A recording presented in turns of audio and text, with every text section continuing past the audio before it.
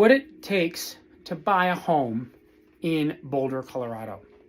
So first off, I'm going to give you a quick review of this video. It's going to be not too long, but it'll be a couple minutes to break down the process of buying a home in Boulder, Colorado. So I operate mostly in Boulder County. We've got a team all over the area: Lyons, Longmont, Boulder, Louisville, Lafayette, Netherland, and then the surrounding areas. So when you are going to buy a house, besides connecting with a professional to give you some guidance and share their resources like vendor relationships and experienced people they've worked with, what you're going to want to do is connect with a lender. So I'll recommend you interview real estate agents first, but once you chat with a real estate agent, they're going to be able to put you in touch with people that they have done business with that have a proven track record of success.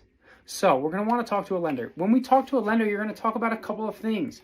You don't necessarily need to do your loan application if you're really early on in the process, but the sooner you know, the better we can hone in on your search. So you need your debt, you need your income, you need your credit score, and essentially that's really it. So you get how much money you're paying out every month, how much money's coming in every month. You probably need 2 months or 2 weeks of pay stubs or previous 2 pay stubs, and then 2 years of taxes. You can get all that stuff over, fill out the application with the lender, and they're going to go over a variety of programs. Now, a lot of realtors don't want to talk about this, so listen up for a second.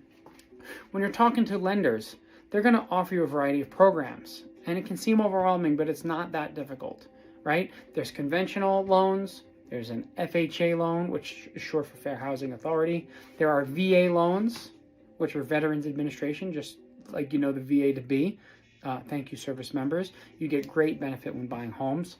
And then there's a whole bunch of other options. And if you want to learn more about creative financing, things like that, I'll set up another video on seller carry and subject to and hard money and private money and all these other different things. So when you're connecting with your lender, you're going to figure out which works best for you.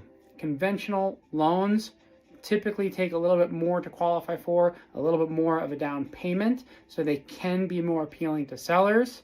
That being said, an FHA is a great buyer product. If you're a first-time home buyer, the FHA, there are loans as little as 3.5% down. So whoever told you 20% down, I want to shake it out of you. You do not need 20% down to buy a home. Oh, what about interest rates? Interest rates go up, interest rates go down. The perfect time to buy a house is when it makes sense for you and your family. All right, everybody talks about, is it the 5 Ds, right? Death, divorce, diamonds, diapers, relocation. So I forgot what the 5th D was, but relocation is one of them. So somebody passes away, typically need to sell a house. Somebody gets divorced, diamonds or divorce. So that's 2 ways: you're consolidating households or you're separating households. So divorce, death, diamonds, diapers. You've got kids, people need to buy a home, right? And then relocation is for your job, right? So there's always stuff about buying and selling regardless of what the market is doing. I tell you right now, as of this video, we are on the precipice of one of the best times to buy in recent history, outside of if you knew what was going to happen in 2020 or you knew the recovery was going to come after 2008. That next time is right now in late 2023, early 2024. I don't think rates are going to go much higher, if anything, over 8.5%, where they are right now, roughly. Again, this is filmed in November 2023. When rates go down, prices go up. There's a lot of pent-up demand out there. We'll save that for a market update video. What I want to go back to is you don't need 20% down. FHA loan, first-time home buyers, 3.5% down. In Colorado, they've got a CHFA first-time home buyer program. My lender is talking to somebody right now about getting into a home with as little as $1,000. If you've got $1,000, you can be a homeowner. Okay, now back to the process of buying a home in Colorado. We are looking at getting connected with a local professional real estate agent that can offer vendor relationships, who will put you in touch with a lender. Connect with that lender. and then make sure that you know what your down payment's going to be, what your monthly payment's going to be, and then, of course, what is your maximum budget. Here's my experience as an agent. I'm not going to blow your budget. There are agents out there, maybe, sure. I don't think this is really a thing that, are worried about their commission check and they want to sell you the most expensive house. That doesn't work, right? Because then you're never going to do another deal with them, or you're going to have a terrible experience worrying about that payment 6 months from now. Oh man, I really wish Rocco didn't make me spend that extra $100,000. You're going to blow your own budget, right? I've had 2 clients ever that spent notably less than their maximum pre-approval, but you still want to know that. The reason for that is, again, based on my experience, yours may be different. If there's some haters in the comments, go ahead and share. It's good for the algorithm. So if you're shopping for a house, I like to use the analogy, I'm a hunter. When I go out to hunt, I have a target, right? I have a scope. Think of the scope as my pre-approval and the target as the house. So if I'm out and I'm trophy hunting, right? Which, not my thing. Again, sure, there's hunters. There's haters in the comments.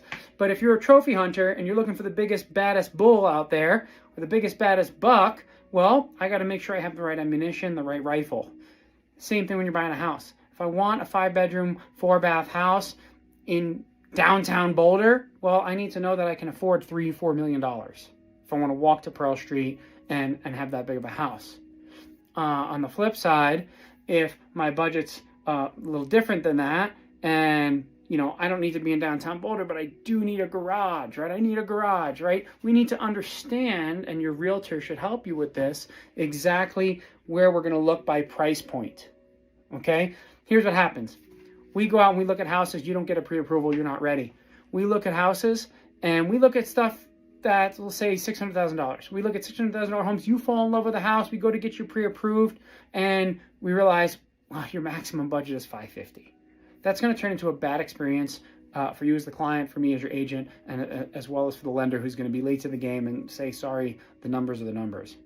On the flip side, let's say we look at $400,000 houses. We go out and we're looking at $400,000 houses, and they're just not hitting the mark for you. And we go to the lender and they say, oh, you comfortably qualify at $550,000. Well, that's going to be a big difference in Boulder County as to what type of house you're going to get for $400,000 or $550,000. Now, if we're in downtown Boulder, we're looking at condos in both instances. So now we met with a real estate agent who put you in touch with a trusted lender. We've got our pre-approval down. We've got our target and our site set. We know what type of property you're looking at.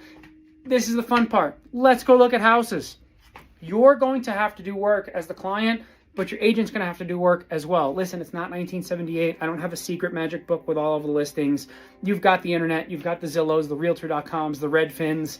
JROC Properties has got a great website. Uses AI to put properties in front of you that you're going to like, connect you directly with our lender, connect you directly to my cell phone and our team members' cell phones if you want to schedule a showing or have a question. But if you're favorite and you like properties and you share properties on JROCProperties.com, it will then show you more properties that you like and interacted with, regardless of what search input I put in or you put in. Okay? So we've got our pre-approval. You've met with your agent. You've met with your lender. We've got our target set, and we're going to look at houses. The next step is going to be, of course, write offers. So we'll talk about offer strategy and things like that on a different video, but just going over the nuts and bolts of the process, we're going to write up an offer. It's not a contract until both the buyer and seller sign. So as a buyer, you're going to put an offer together, the terms that work for you. If your agent doesn't want to write the offer, get a different agent, right? I'll write an offer for anything as long as we can justify it. I'll write an offer for $1 if it makes sense, if we can justify if the house is really in rough shape. And that's what I've coached our agents to do. But offering based on feeling, you need good guidance from your agent as well. Again, we'll talk about offer strategy in a different video. We go out and we write offers. And once we write the offer, typically 24, 48 hours for a response time, if the seller is interested in your offer, they're going to do one of 3 things. In rare instances, they're not going to respond at all if your offer is insulting. they're going to send a counter proposal adjusting dates or times or price or other points in the contract. Or they're going to sign the offer and you're going to be under contract. So congratulations, you made it this far, you're under contract. There's still process that you should know between under contract and close. For example, in Colorado, number one, it's a very buyer-friendly state. You can exit the contract for any reason or no reason during the inspection objection period, unless, again, in an offer strategy video, we'll talk about how you can make a more secure offer, confident offer by waiving certain dates and deadlines. But again, if you're a first-time home buyer, you're not an investor, I wouldn't encourage you to go that route. So we get under contract. There's 3 major exit points in the contract. There's a bunch of little nuance, and I'll go into that here in a minute.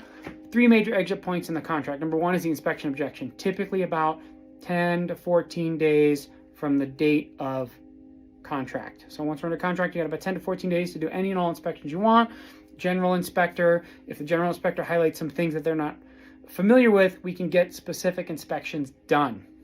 So once we do that, you get your inspection. There's a formal document, inspection objection. Hey, I want this. I don't agree to this. Again, we'll talk about offer strategy and inspection strategy in different videos. I want this, I want this, I want this, or I'm not interested, and you exit the contract. Then there's another formal document the seller provides called the inspection resolution. It says, I agree to this, I don't agree to that, or I don't want to do any of that stuff. How about I just give you an X dollar percentage off, or let me just give you $10,000 off and you can handle those problems post-closing. Again, it's a negotiation. That's the first big exit point. Then the appraisal. So I can do a whole video on appraisal and appraisal strategy and fighting light appraisals and helping, get the appraisal where you want it to be. But in simple terms, if you offer $500,000 on a house and it appraises for $450,000, you have 3 options. Number 1, you can exit the contract without a penalty. Number 2, you can bring more money to the table to cover that $50,000 gap. Again, an offer strategy we'll talk about an appraisal gap that you could put in advance. Number 3, the seller is going to come down. The current market, sellers coming down. Occasionally we see people meet in the middle. We're not seeing very many light appraisals. There's been a lot of regulation around appraisals and things like that. So they typically come in at or very close to offer or contract price. So your appraisal is another big exit point. And then your last one is your loan availability deadline. A couple years ago in Colorado, this was changed. It used to be loan deadline. That was terms and availability, 2 different things to consider. Loan terms you should get in the first couple days once you get pre-approved. You give the address to your lender even before you offer, so you know what your numbers are on that project, on that property. And then there's a loan availability deadline. If something changes, do rates change, your job changes, anything change, you can exit without penalty. A good contract writer for buyer's agents is going to push that loan availability deadline out as far as they comfortably think they can get away with, because it's the last parachute handle, the oh shit handle, something's gone wrong, and we need to get out of the contract without a penalty. A good seller's agent is going to notice that, and they're going to have you push that deadline back. So there's your tip if you're working with other agents. Where is that loan availability deadline? Do they really have my best interest in mind by writing the offer with that loan availability deadline, with that last exit point really, really far along in the contract? Or, are they 7, 10, 15 days out? So something to consider. Again, that could be more detail in an offer strategy video. You're going to get about 30 days from contract to close. I think my average close time, I think, is 22 days right now. So our lender's done 21. I've seen 18-day closes. Sometimes the VA requests a 45-day close, and we still do 35 days. Again, Colorado is very buyer-friendly. Just to circle back, you're kind of in control once it goes under contract. If you want to buy the house, you're buying the house. If you don't want to buy the house, the seller's got to sell. Once it's sold, the seller's legally committed to selling. Buyer has a lot of different exit points to protect their interest. There's a bunch of other little deadlines baked into the contract. I've seen contracts for a lot of other states. The Colorado contract is actually, although it's 18 pages if you printed it out, it's pretty clearly written, Section 3 and Section 4. Section 3 is your dates and deadlines. There's about 20 in there.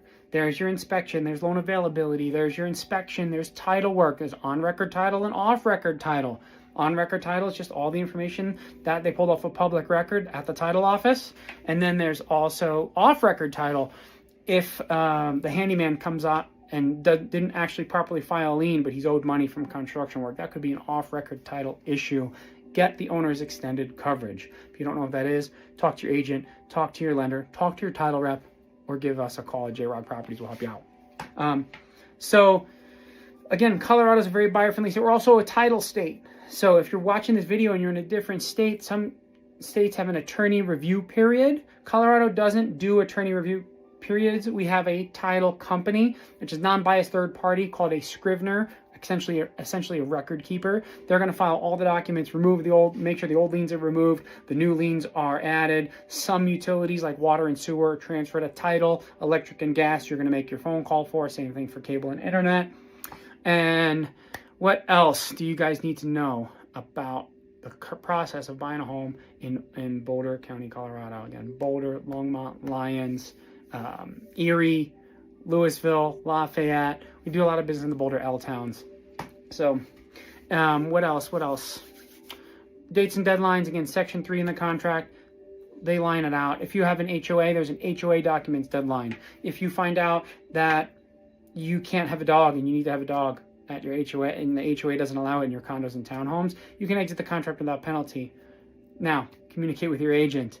Communicate with your trusted advisor, right? Your realtor, your real estate agent, your broker, who you're working with. If you have dogs and you're looking at HOAs, you should know before you offer. You should know before you go on a showing if they allow dogs and that's something that's important to you and your family. You shouldn't be looking at condos and townhomes with dogs unless you're willing to give up your dog for your house. I wouldn't. Love my dogs. So hope this video has been helpful. We're just a little bit under 20 minutes. Thank you for sticking with me. If you've got any questions, you know how to reach me. Again, jrocproperties.com. My name is Rocco Montana, team lead of JROC Properties with XP Realty. Hope you guys have a great day. Comment below if you like this video or found some value. Be sure to subscribe to our weekly newsletter where we have exclusive discounts for Boulder County happenings. Again, Lyons, Longmont, Boulder, what's going on in the neighborhood. We've got discounts to open snow if you're a snowboarder or a skier like me. We did a free pie giveaway for Thanksgiving. We got great response on that. Discounts at the haunted house. And then also if you're a Boulder County or Colorado local, we host a monthly meetup. I'll put some links in the comments. Thank you for checking this out. Hope this video was beneficial. Stay tuned for how to sell your house in Boulder County.